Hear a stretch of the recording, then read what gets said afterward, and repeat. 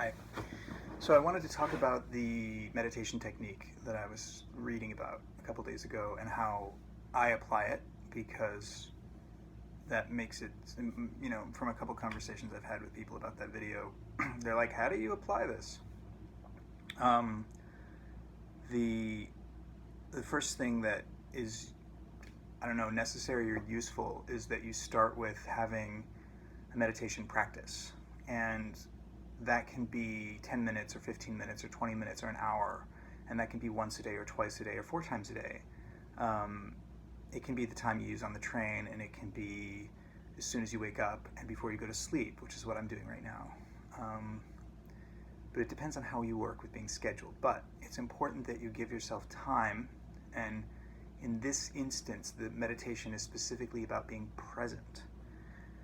The technique that I was learning over the last week was specifically about being present on a physical level with your breath.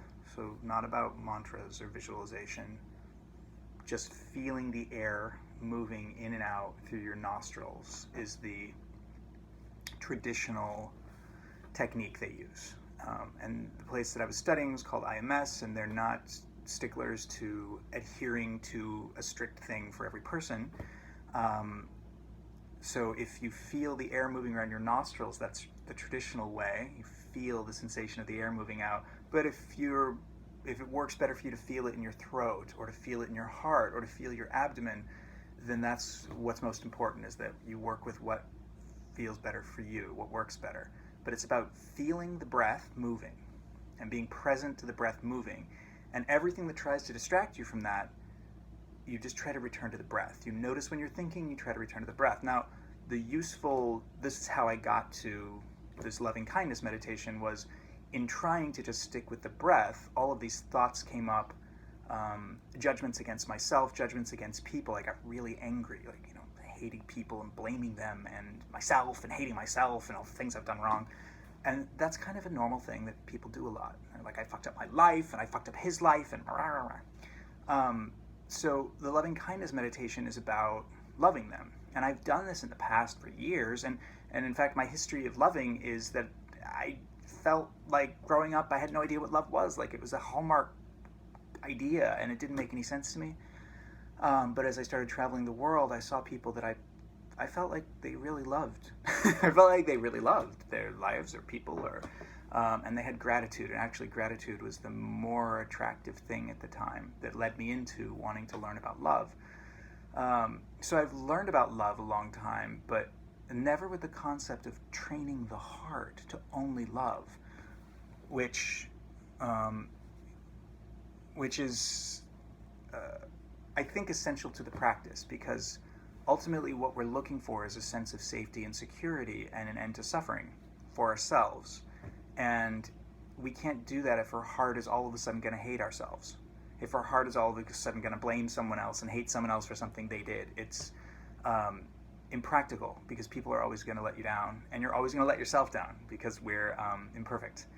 So the idea is coming to terms with that, like understanding that you're always going to make mistakes, and other people are always going to make mistakes, and that people will love you through their craziness and be crazy anyway, and that people will hurt you, probably inadvertently, or maybe even on purpose, but it's not because they don't love you. That's not the important part. The important part is that you love yourself, and that you love everyone. I was just going to say them, but it's not them, it's everyone equally. And it sounds a little robotic, but again, it's a training thing. And it's not just about thoughts. When I practice this meditation, which is often referred to as metta or metta, I was thinking about loving people, and I was thinking about loving them. And the big difference that I made during the retreat was moving that into feeling. And I've obviously felt love for people throughout my life, but it's different to apply, actually feeling love for myself, which I guess I'd always just thought was like, I don't know, like it was a waste of time. People would always say that, but I never had spent time applying it like that. I've obviously loved myself throughout my life, but not like this. And so taking the time to love myself, so I was talking about the regular meditation practice. So it's important to have these periods of struggling or just being present. You probably have to struggle to be present for a while before you can just be present. But struggling to be present and being present, and the reading that I read a couple days ago talks about how if you start that practice with this loving meditation, it makes being present so much easier. But the way I led to it was finding all the areas and where I didn't love myself and didn't love people. So you got those two options to start a period of the day being present with loving yourself. And one of the techniques I've been using is picturing myself in front of me so I can see myself clearly, surrounding myself with love, and you can start with loving thoughts, even visualizing words around the image of yourself, and you can be projecting yourself in front of yourself or just picturing yourself sitting there. You can be like, oh, he has nice hair, I like his voice, whatever.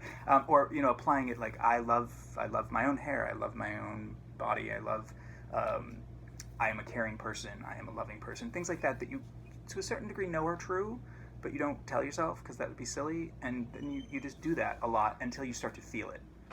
And you keep finding an avenue into actually feeling the love. And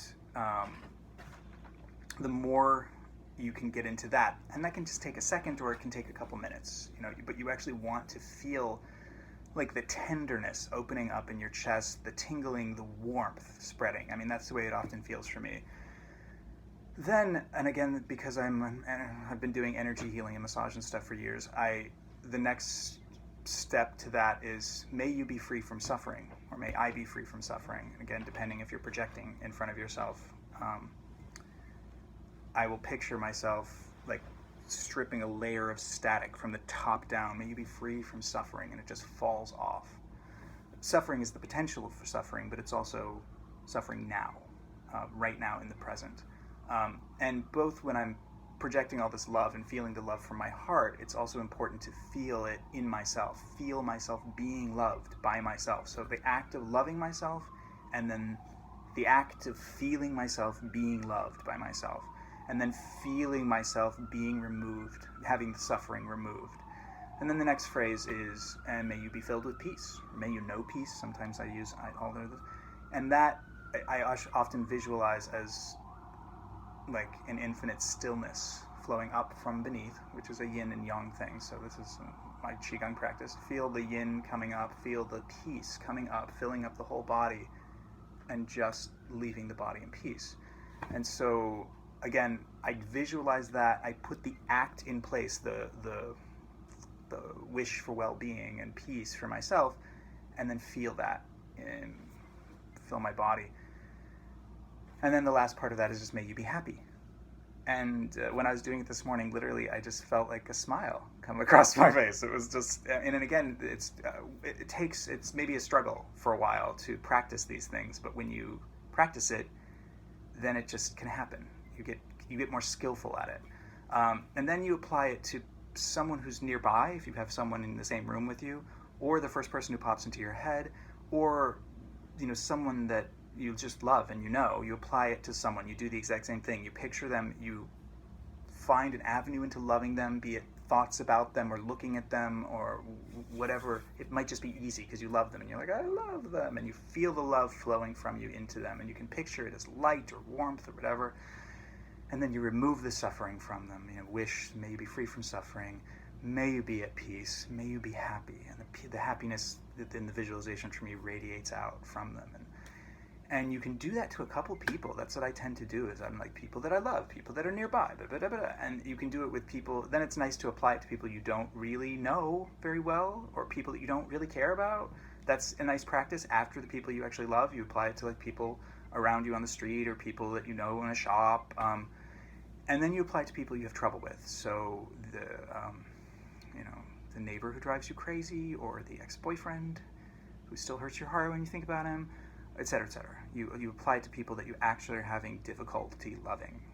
Your parents. Now, and so actually, before you get to that, you might actually, if you have a good relationship with your parents, or maybe before you get to the difficult people, it's also actually really good to do this for your parents, if they're alive or dead, but picture them separate or together, because the parents are the archetype of a lot of how we are. So being sure that you're in a loving relationship with them is really, really helpful for the rest of your actions and relationships, because they're our primary relationships. So picturing them, including in that gratitude for all they did for us, because even if they were horrible parents, if you happen to have, my parents were not horrible parents, but if you happen to have parents that were horrible parents, they still did a lot for you. They still fought with their stupid demons and made sacrifices for you, even if they were horrible in other ways. So finding the gratitude is a key into opening the love for them, and appreciating the actual human sacrifices they made, and then getting into the people that are difficult, and then doing the same thing for all people. And again, if you have the mind that can spread out, you can practice, of course, visualize all humans, and whichever detail you want. You can go in sections around the world, or just picture the whole world, or just picture the whole city is a good place to start if you're in a gigantic city. So I just thought that I would make another video explaining this, because it takes practice. And you can do this at the beginning of a meditation. You can make the entire meditation about this, but it's still important in the meditation practice that you work at being present, and that the metta is a way to help you be present, because that's what's necessary in the rest of life, is that you be trained. You're training yourself to be present all the time, to not be constantly lost in anxiety or in nostalgia or in worry, and to respond to everything with love. And that is part of the non-attachment thing, is that there are lots of reasons why we shouldn't love people or ourselves, but they don't matter as much as love does. The reasons really don't matter. They're totally unimportant. The story that gives us reasons why we shouldn't love ourselves or love other people are not worth the pain that we're inflicting upon ourselves and the world around us, and suffering from people who are not loving. It's not worth it. So it's just finding, making that the priority. And again, sometimes you can put this in a temporal thing, like, I'm just going to do this every day for 2 weeks and see how it feels. Or I'm going to do this every day for a month. Or I'm going to do this for every fucking breath for the rest of my life. Whatever works best for you.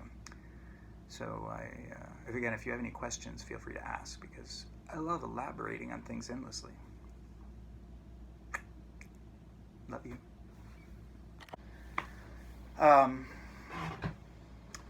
And another thing, I just started this again, is that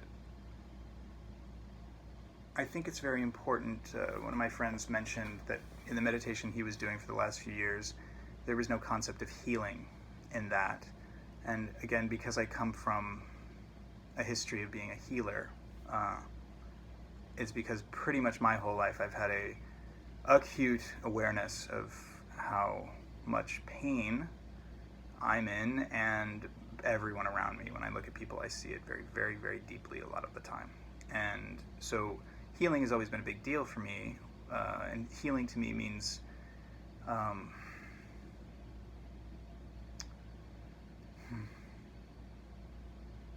healing for me means, it's weird to not use words like fixing, but understanding, being present with, respecting the reasons we are in pain, and doing acts to ameliorate that and prevent it happening in the future. So make it feel better and make it so it's not still happening forevermore. And a lot of